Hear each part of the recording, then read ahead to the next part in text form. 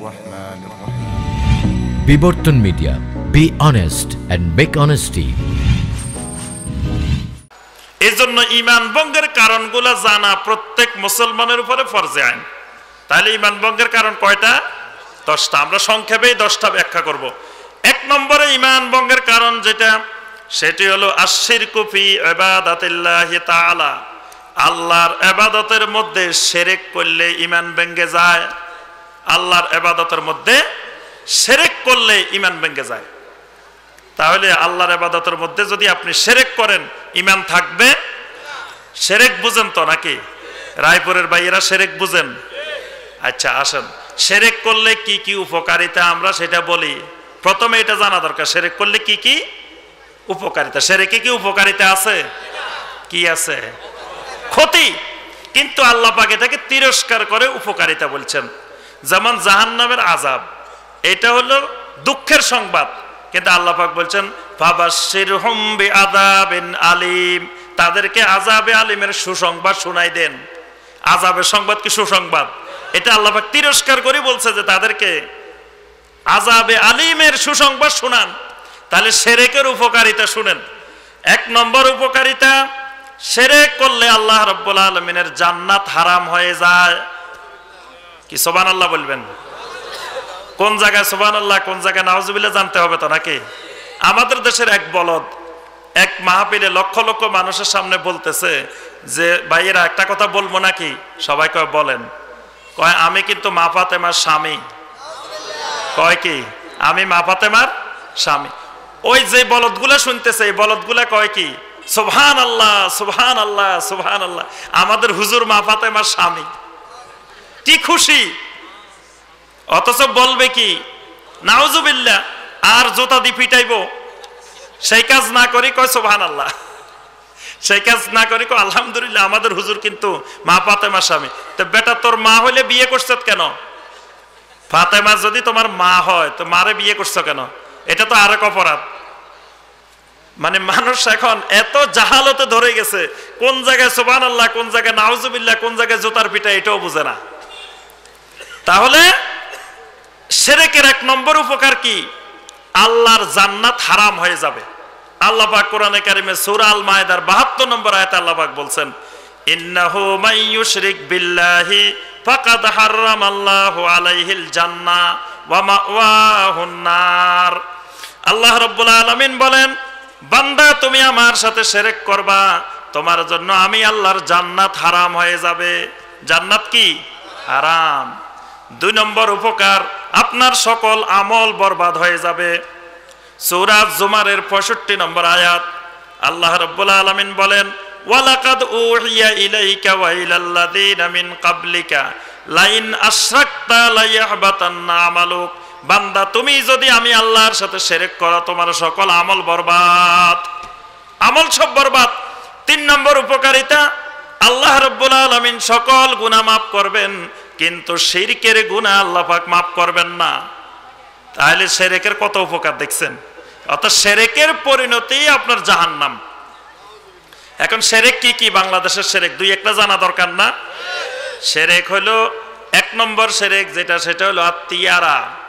তিয়ারা মানে হলো শুভ অশুভ, মঙ্গল অমঙ্গল, কল্যাণ অকল্যাণ, এগুলাতে বিশ্বাস করা। সকালবেলা ঘর থেকে বাইর হইছেন, বাইর হওয়ার পরে রাস্তায় দেখলেন খালি কলসি লই একজন যাইতেছে, কয় বরবাদ, আজকে একটা শুভ কাজে বাইর হইছি, খালি কলসি দেখে গেছি, বাস আজকের আর কাজটা হবে না। এই যে খালি কলসি দেখে আপনার কাজ শুভ হবে না, এটা কি? শিরক। রাস্তার মধ্যে দেখলেন একজনে ঝাড়ু নিয়ে বের হইছে, কয় আজকে নাচতে লেগে গেছে, ঝাড়ুওয়ালা মহিলা দেখে গেছে। সকালবেলা ঘর থেকে বাইর হইছে, ঘরের মধ্যে ঝাড়ু দেয় নাই, কয় শেষ, আজকে যাত্রা কিন্তু ভালো হবে না, একটা শুভ কাজে বাইর হইতেছে। যত বিয়ে শাদী সব দেখবেন শুক্রবারে, বৃহস্পতিবারে, শনিবারে বিয়ে হয় না, মঙ্গলবারে বিয়ে হয় না। কারণ কি? কয় শনি মঙ্গলবার শুভ না। মহারানা ধরব 5,01,001 টাকা। কিরে ভাই 1 টাকা কেন? কয় সোজা সোজা ধরলে এটা শুভ হয় না, খারাপ পরিণতি হইতে পারে, এই জন্য 1 টাকা ভাঙ্গা ধরতে হবে। তারপরে সপ্তাহে 1 দিন বাঁশ কাটে না, যত টাকা দিবেন কয় আজকে বাঁশ বিক্রি করা যাবে না। কারণ কি? আপনাদের দেশে কি বারে কাটে না? রবিবারে। তাই রবিবারে বাঁশ কাটলে অসুবিধা কি? কিন্তু আপনি যত টাকা দিবেন রবিবারে বাঁশ কাটে না। এই যে কুসংস্কার, এই যে অন্ধবিশ্বাস এবং অন্য শক্তির উপরে বিশ্বাস, এগুলা সব শিরক। এই শিরক আমাদের দেশের ঘরে ঘরে ঢুকে আছে। অসংখ্য বিশ্বাস। সকালবেলা দোকানে যাবেন, বাকি দিবে না। কিরে ভাই, সকালবেলা বাকি দিলে অসুবিধা কি? বলে যে তুমি প্রথম কাস্টমার, তোমাকে বাকি দিলে পুরো দিন বরবাদ, বাকি দেওয়া যাবে না। এরপরে আল কাহানা, গণকের কাছে যাওয়া, ভাগ্য গণনা, তুলা রাশি, কুম্ভ রাশি, সিংহ রাশি, কর্কট রাশি, এগুলা গণনা আমাদের দেশে, এগুলা গণা শিরক।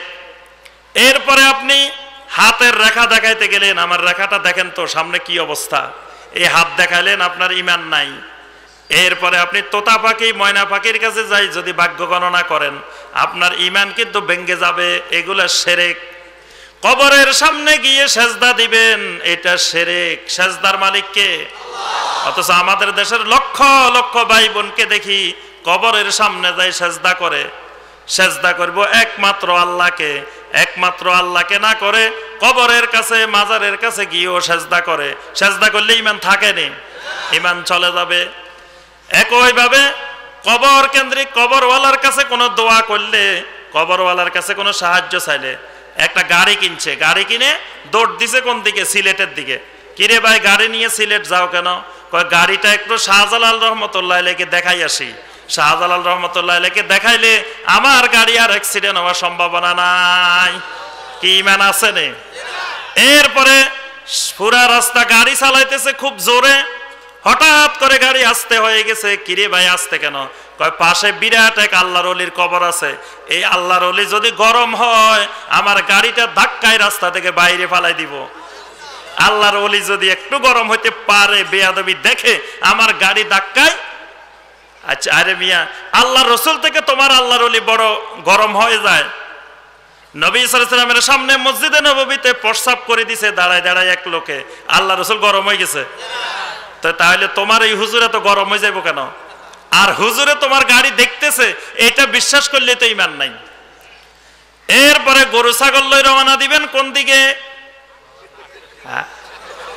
বাইতুল্লাহর দিকে, আল্লাহর ঘরের দিকে রওনা দিবেন। এটা আমাদের দেশের অনেকে জানে না। হজ কয় প্রকার? 3 প্রকার। একটার নাম হজ্জে কারান, একটার নাম হজ্জে তামাত্তু, একটার নাম হজ্জে ইফরাদ। হজ্জে কারান যেটা, সেটা হলো বাড়ি থেকে যখন ওই হজ করার জন্য রওনা দিবেন, সাথে করে গরু ছাগল কোরবানির পশু লই রওনা দিবেন, এটার নাম হজ্জে কারান। তাহলে আপনি গরু ছাগল নিতে চান, গরু ছাগল নিয়ে বাইতুল্লাহর উদ্দেশ্যে রওনা দেন। এবার তাহলে হজে যাওয়ার সময় এয়ারপোর্টে গরু ছাগল নিয়ে যাবেন নাকি? কে বলছে? কবেন যে আমাদের এলাকায় ডক্টর ইমাম হোসেন আসছিল, বলে গেছে গরু ছাগল রওনা দিতে, এই জন্য নিয়ে আসছে। বিমানে গরু ছাগল তুলবো? গরু ছাগল তুলবে না। যদি অন্যভাবে সম্ভব হয়, আপনি যদি অন্য পথে যাইতে পারেন, নিয়ে যাইতে পারেন। তা আমরা নেওয়ার পন্থা নাই দেখি ওখানে যাই কিনি। কিন্তু গরু ছাগল নিয়ে রওনা দিলে, গরু ছাগল নিয়ে রওনা দিলে এটা ইবাদত। তাহলে গরু ছাগল নিয়ে রওনা দিতে হবে আল্লাহর ঘরের দিকে। কিন্তু গরু ছাগল নিয়ে যদি রওনা দিই চট্টগ্রামের দিকে, গরু ছাগল নিয়ে যদি রওনা দিই সিলেটের দিকে, যদি রওনা দিই রাজশাহীর দিকে, যদি রওনা দিই ফরিদপুরের দিকে, যদি রওনা দিই বরিশালের দিকে, ঈমান থাকবো কি থাকবে না? তাহলে 1 নম্বর কি? শিরক করা যাবে না। এরকম অসংখ্য শিরক আছে। 2 নম্বর হলো মান জাআলা বাইনাহু ওয়া বাইনাল্লাহি ওয়াসায়েত, তার মাঝে আর আল্লাহর মাঝে কোন মধ্যস্থতাকারী নির্ধারণ করে নেওয়া। আর যুগে যুগে মুশরিকেরা আল্লাহর কাছে যাওয়ার জন্য উকিল ব্যারিস্টার নিয়োগ দিত। বলতো যে বিচারপতির কাছে বিচার হতে গেলে একজন উকিল ব্যারিস্টার নিয়োগ দিতে হয়। আল্লাহ রাব্বুল আলামিনের কাছে আমার বিচার হবে, আর কোনো উকিল ব্যারিস্টার থাকবে না, আমার বিচারটা কেমনে হবে? আর কিয়ামতের ময়দানে বিশাল বিশাল বাস ভাড়া করবে, আল্লাহর ওলিরা বিশাল বিশাল ট্রেন ভাড়া করবে, আল্লাহর ওলিরা বিশাল বিশাল লঞ্চ ভাড়া করবে, বিশাল বিশাল জাহাজ ভাড়া করবে। ওইগুলাতে উঠেই আমি লাফ মারি জান্নাতে চলে যাবো। এই আশায় যদি উকিল ব্যারিস্টার নিয়োগ দেয়, তার ঈমান ভেঙে যাবে। এটা মুশরিকদের পদ্ধতি, যে উকিল ব্যারিস্টার নিয়োগ দেওয়া। আল্লাহ পাক কোরআনে কারিমে স্পষ্ট করে বলছেন, আল্লাহ তাত্তাখিজু মিন দুনি ওয়াকিলা, খবরদার বান্দা আমাকে ছাড়া কোনো উকিল নিয়োগ দিবা না। উকিল নিয়োগ দেওয়ার দরকার হলে আমারে সরাসরি উকিল বানাও, কারণ আমি তোমার সমস্ত অপরাধ সরাসরি দেখি। আল্লাহ পাক সূরা জুমারের 2 এবং 3 নম্বর আয়াত, সূরা ইউনূসের 18 নম্বর আয়াত। আমরা সময়ের কারণে আর বিস্তারিত ব্যাখ্যায় যাচ্ছি না। 3 নম্বর ঈমান ভঙ্গের কারণ মাল্লাম ইউকাফিরিল মুশরিকিন, যদি কোন লোক মুশরিকেরে কাফের না বলে, মুশরিকেরে মুশরিক মনে না করে, তার ঈমান ভেঙে যায়। কেউ যদি বলে সবগুলো আল্লাহর ধর্ম, যে কোনো একটা পালন করলে জান্নাতে যাওয়া যায়, তার ঈমান থাকবে না।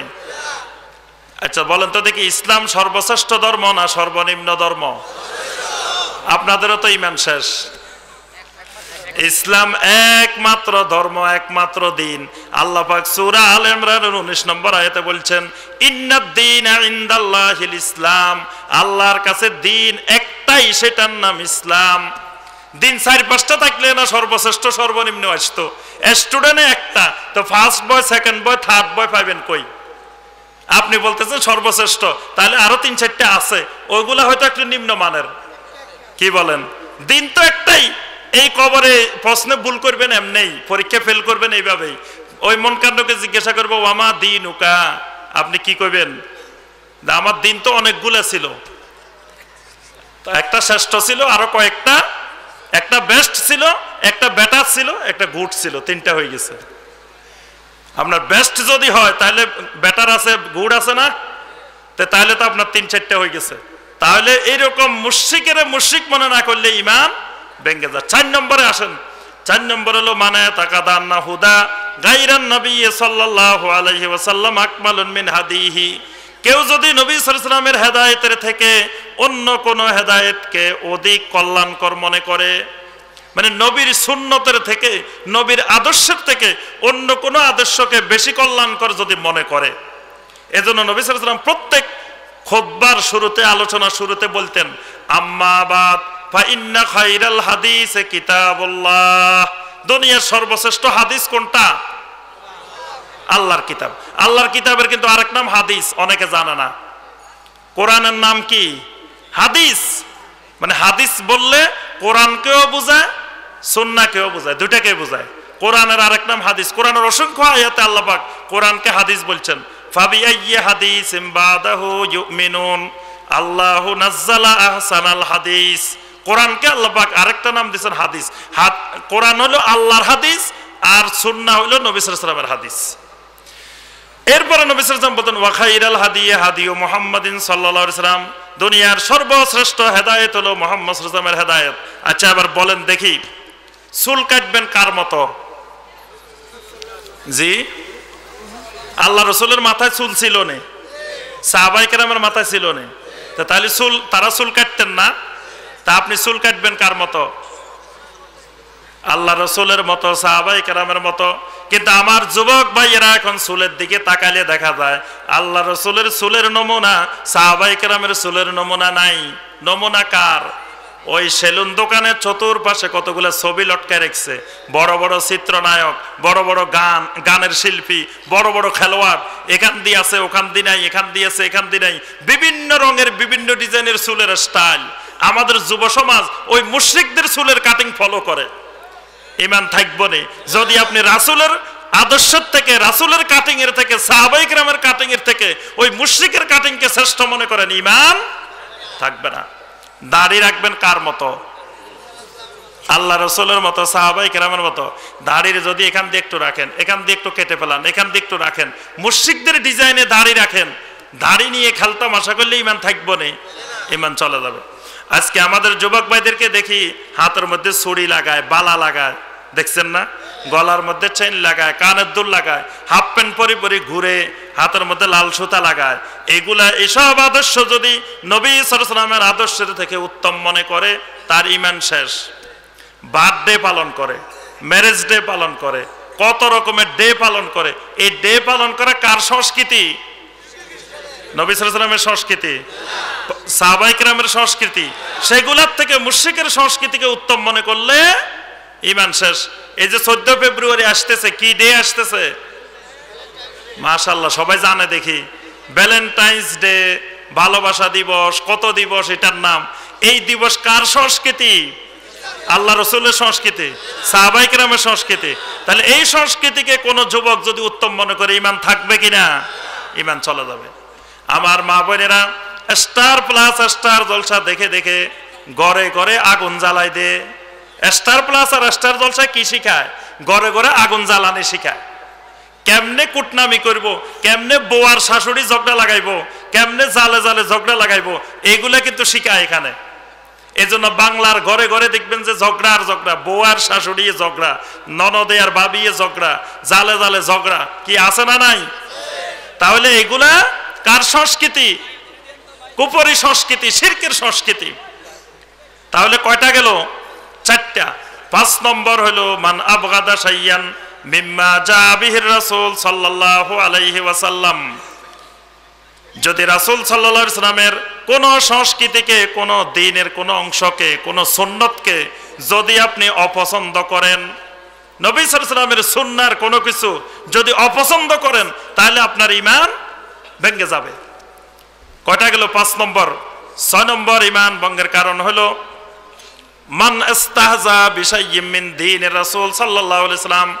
রাসূল সাল্লাল্লাহু আলাইহি ওয়াসাল্লাম আনিত দ্বীনের কোন জিনিসকে আপনি যদি ঠাট্টা বিদ্রূপ করেন, ঈমান ভেঙে যাবে। যদি বলেন যে দাড়ি দেখতে পারি না, দাড়িওয়ালা মানুষ ভালো লাগে না, বোরকাওয়ালা মানুষ দেখতে পারি না, বোরকাওয়ালা মহিলা দেখলে আমার গায়ে আগুন জ্বলে, এইরকম যদি দ্বীনের কোন জিনিসকে ঠাট্টা বিদ্রূপ করেন, ঈমান থাকবে? 7 নম্বর হলো জাদু করা। জাদু করবেন, ঈমান শেষ। জাদু করা কি? কুফরি। 8 নম্বর হলো মুজাহারাতুল মুশরিকিন ওয়া মুআবানাতুহুম আলাল মুসলিমিন। আপনি যদি মুসলমানের বিরুদ্ধে কোন মুশরিককে সাহায্য সহযোগিতা করেন, মুসলিম আর কাফের, মুশরিক আর মুশরিকে দ্বন্দ্ব চলতেছে, সেখানে আপনি কাফেরকে সহযোগিতা করতেছেন মুসলমানের ক্ষতি করার জন্য, আপনার ঈমান থাকবে? 9 নম্বর হলো মানে তাকাদা আন্না বাদান নাস ইয়াসাউল খুরুজ আন শরীয়তে মুহাম্মদ সাল্লাল্লাহু আলাইহি সাল্লাম। কোন কোন মানুষ মুহাম্মদ সাল্লাল্লাহু আলাইহি ওয়াসাল্লামের শরীয়তের বাহিরে এই বিশ্বাস পোষণ করলে ঈমান ভেঙে যায়। এক লোক নামাজ পড়ে না, আমি জিজ্ঞাসা করলাম কিরে ভাই নামাজ পড়েন না কেন? কয় ভাই আমি এখন শরীয়ত, তরিকত, হক, মারেফত এগুলা অতিক্রম করে হাকিকতে চলে আসছি। হাকিকতে চলে আসলে আর নামাজ লাগে না, হাকিকতে আসলে কি আর নামাজ লাগে না। আমি বললাম আল্লাহ রাসূল সাল্লাল্লাহু আলাইহি ওয়াসাল্লাম ইন্তেকালের পূর্ব মুহূর্ত পর্যন্ত এক ওয়াক্ত নামাজও বাদ দেন নাই, বাদ দিছেন না। অসুস্থ অবস্থায় বরং 2 জন সাহাবীর কাঁধে ভর করে যায় নামাজ পড়ছেন। তাহলে আল্লাহ রাসূল আপনি যে হাকিকতে পৌঁছছেন, আল্লাহ রাসূল ওই জায়গা পর্যন্ত পৌঁছতে পারেন নাই। যে জায়গায় আল্লাহ রাসূল সাল্লাল্লাহু আলাইহি ওয়াসাল্লাম পৌঁছতে পারেন নাই, ওই জায়গায় পৌঁছলে আপনার ঈমান চলে যাবে, আপনি শয়তান হয়ে যাবেন। তাহলে আপনি আল্লাহর ওলি হন নাই, কি হয়েছেন? শয়তান হয়েছেন, ইবলিস হয়েছেন। এজন্য আল্লাহ রাসূলের শরীয়তের বাহিরে কাউকে আল্লাহর ওলি মনে করলে আপনার ঈমান চলে যাবে। ল্যাংটা হয়ে গেছে, কাপড় চোপড় খুলে ফেলছে, কয় তো বিরাট আল্লাহর ওলি। এই যে শরীয়তের বাহিরে যায় আল্লাহর ওলি হয়েছে, এইটা যারা বিশ্বাস করবে তাদের ঈমান থাকবে না। কারণ আপনি মনে করতেছেন যে রাসূলের শরীয়ত ছাড়াও ওলি হওয়া যায়। তারপরে দেখেন চুল কতগুলা জট, দাড়ি কতগুলা জট, নখ কতগুলা 1 ইঞ্চি লম্বা, শরীরের থেকে দুর্গন্ধ বাহির হইতেছে, খবিশ। আপনি করতেছেন বিরাট আল্লাহর ওলি। এর ভিতরে অনেক কিছু আছে, কার ভিতরে কি আছে কেউ জানে না। এই কথা বিশ্বাস যারা করবেন তাদের ঈমান চলে যাবে। কারণ নবী সাল্লাল্লাহু আলাইহি ওয়াসাল্লামের সমস্ত সাহাবী আল্লাহর ওলি, একজন সাহাবীও এরকম খবিশ ছিল না। কয় নম্বর গেছে? 9 নম্বর। 10 নম্বর হলো আল ইরাজু আন দীনিল্লাহ লা ইয়াতাআল্লামুহু ওয়া লা ইউআল্লিমুহু। আল্লাহর দিন থেকে বিমুখ হয়ে থাকা, দিন শিখেও না, শিখায়ও না।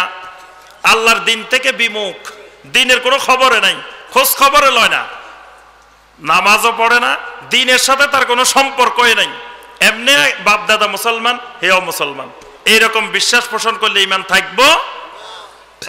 আমরা সংক্ষেপে আজকে আলোচনা করছি 10টা ঈমান ভঙ্গের কারণ।